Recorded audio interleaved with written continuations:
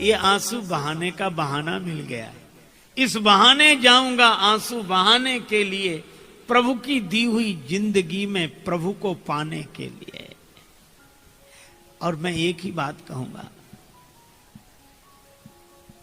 यज्ञ जब पूर्ण हुआ तो भाग्य दशरथ के खुले, किंतु आया यज्ञ में पूर्ण कराने के लिए। दशरथ जी का यज्ञ पूर्ण हुआ तब आप पधारे, लेकिन आप जब पधारेंगे तब मेरा यज्ञ पूरा होगा। और एक बात तो कहूंगा, जा कहूंगा आपने घर में मुझे बुलवा लिया। मैं आपको पाने वन में गया था और आपने घर में बुलवा लिया। जा कहूंगा आपने घर में मुझे बुलवा लिया, किंतु मैं आया तुम्हें वन में बुलाने के लिए। आपने मेरा वन छुड़ा दिया, घर में बुला लिया, लेकिन कोई बात नहीं प्रभु, आपने मेरा वन छुड़ा दिया है तो मैं आपका घर छुड़ा दूंगा। आपने घर में बुला लिया, मैं वन में ले जाऊंगा।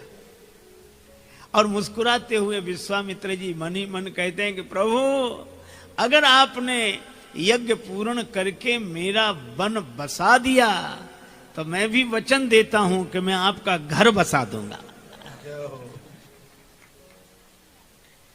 और हमें दो मिल जाए, राम लक्ष्मण प्राप्त कर, श्री राम श्री लक्ष्मण मिल जाएं। राम लक्ष्मण प्राप्त कर सबसे कहूंगा गर्व से, सारी दुनिया से गौरव के साथ कहूंगा, कभी तक तूने मुझे हराया, अब आ जमाने जोर मेरा आजमाने के लिए।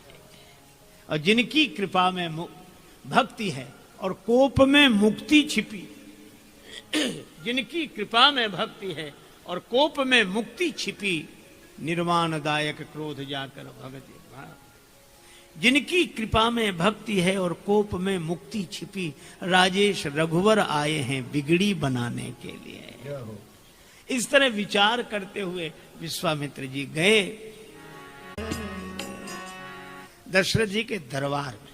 हाँ, महाराज दशरथ को समाचार मिला, गादी नंदन विश्वामित्र जी आए। दशरथ जी प्रसन्न तो हुए पर परेशान भी हुए। गुरुजी ने कहा, क्या बात है अयोध्या नरेश? महाराज आपने सुना नहीं, श्री विश्वामित्र जी आए। अरे तो महात्मा है, प्रसन्न होना चाहिए। महाराज पर यही श्री विश्वामित्र जी महाराज हरिश्चंद्र के समय में आए थे और तब से अब आए, और इतने दिन भगवान जाने कहां रहे। और गुरुजी मुस्कुराए, कोई बात नहीं गुरुजी, हमें तो लगता है कि आपने हमारे श्री राम जी का नाम श्री रामचंद्र रख दिया है, तभी विश्वामित्र जी आए। लगता है ये चंद्र शब्द हमारे कुल के लिए अच्छा है ही नहीं। हरिश्चंद्र हुए तो विश्वामित्र जी आए, अब श्री रामचंद्र हुए तो विश्वामित्र जी आए। वशिष्ठ जी मुस्कुराए, कोई बात नहीं, तुम जाओ स्वागत कर। श्री दशरथ जी गए, स्वागत किया। दिन आज को धन्य महामुनिराज, कृपालुता कीन्ही सुभायन की, रसना कही भांति बखान करे, जो दशा चित चौगुने चायन की। तप तेज भरी तू मूरति बिंदु, महौषधि है जगतायन की। अवधेश की भूमि पवित्र भई, जब डारी दई रज पायन की। आपकी बड़ी कृपा। प्रणाम किया। विश्वामित्र जी बिल्कुल शांत, भगवान की लीला देख रहे हैं, पता नहीं क्या क्या होता है। घर में बुलाया, सिंहासन पे बैठवा दिया। विश्वामित्र जी सोचते हैं कि हम सोचते थे कुशासन पर बैठेंगे तो भगवान मिलेंगे, इन्होंने सिंहासन पर बिठा दिया। और वन में नहीं मिले, भवन में। और कुशासन पर बैठने से नहीं, सिंहासन पर बैठने से। और सोचते थे फलाहार करने से मिलेंगे, सो नहीं, विविध भांति भोजन करवावा। विश्वामित्र जी कह रहे कि प्रभु समझ में नहीं आता, ये कैसी लीला हो रही।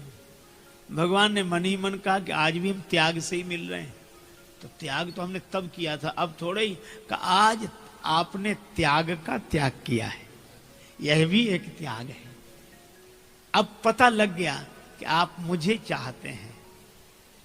और तब पुण्य चरणन मेले सुतचारी, चारों पुत्रों को गुरुदेव के चरणों में डाल दिया। पर राम जी को जो देखा तो देखते ही रह गए।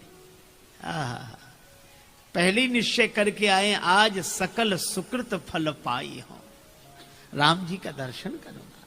और राम जी को जो देखा तो कण कण में तुझको ढूंढा, तेरा पता नहीं है, और तेरा पता मिला तो अब मेरा पता नहीं है। भगवान को देखकर बस अभी तक जिसको जाना था आज उसे पा लिया, आज धन्य हो गया। अब मैं नहीं, आप ही हो। जब मैं था तब हरि नहीं, अब हरि है मैं नाही। अब प्रेम गली अति सांकरी, तेहमा दुई न समाहि। ऐसे ऐसे डूब गए, बस होश ही नहीं, अपने होने का होश नहीं। भगवान, अब विश्वामित्र जी तो इतने आनंद में भरकर राम जी का दर्शन कर रहे हैं, परमानंद की प्राप्ति हो रही है। लेकिन दशरथ जी को लगा कि हमारे राम जी को इतने गौर से क्यों देख रहे हैं, और इसीलिए हम डर रहे थे। अब गौर से, अब इनको मना कौन करे कि मत देखो। तो दशरथ जी ने एक बहाना सोचा। दशरथ जी बोले, महाराज आपके आगमन का कारण, आपके आने का प्रयोजन क्या है? विश्वामित्र जी ने कहा, धन्य हो अयोध्या नाथ, तुमसे यही आशा थी। मेरे आने का प्रयोजन जान के पूरा करोगे? महाराज आपके कहने में देर होगी, मेरे करने में नहीं। कहा उसो करत न लावहु बारा। राक्षस मुझे सताते हैं, यज्ञ पूरा नहीं हो पाता, पर धन्य हो अयोध्या नरेश, मैं तुमसे सहायता की याचना करने आया हूं। दशरथ जी बोले, मैं चलूं, सेना साथ में ले चलो? नहीं नहीं, तुम्हारी आवश्यकता नहीं है। क्यों? महाराज आपकी कृपा से क्या मैं राक्षसों को मार नहीं सकता? नहीं, मार तो सकते हो, मार तो मैं भी सकता था, श्राप दे के भस्म कर देता। लेकिन मरने से समस्या का समाधान थोड़ा ही होगा। ये मरेंगे फिर जन्म लेंगे, तब का इनकी समस्या का समाधान मरने से नहीं, तरने से होगा। तो मैं मारने वाले को लेने नहीं आया हूं, इस बार तो मैं तारने वाले को लेने आया हूं। तो हमने ये कथाएं सुनी स्वामी राजेश्वरानंद जी महाराज द्वारा। बहुत ही सुंदर तरीके से इन कथाओं का वर्णन उन्होंने किया है।